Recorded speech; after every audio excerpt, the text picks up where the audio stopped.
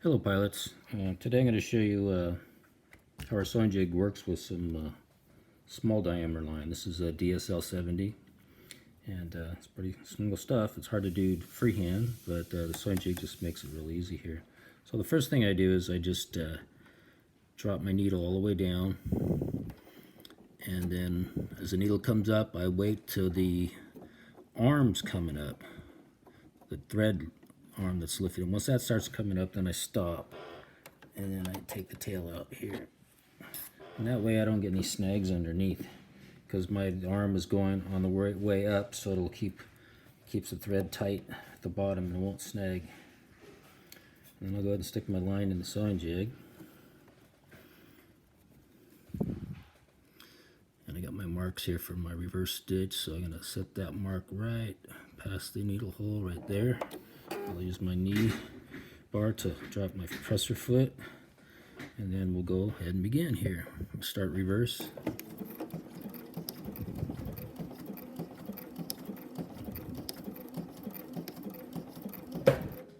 Now we'll go forward. And before I go forward, I can see that the first stitch didn't cinch all the way, and so I'll take, it's on the top, it's got a loop. So what I do is I grab the thread on the bottom here, and I'll give it a little tug. And there we go, a little tug in it. That drops it in. And then we'll take my thread tails and we put them on this side of the block when we go forward. And then right when the needle gets to that point where those threads are, I'll move them back further so that it clears them and doesn't snag them. And then the rest is it just does it all by itself. I'll keep these down, push these down every now and then.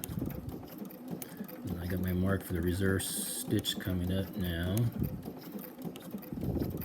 It's right there. I'll stop just shy of the end, right about here. Then I'll go reverse. Then we're going reverse to the mark, 1 centimeter mark, right about there. And we lift her up, and there she be.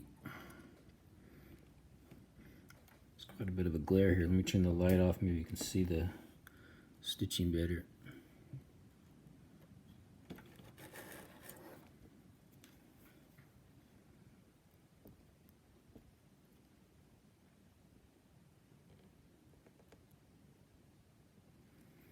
Anyhow, that's an example of how this thing works.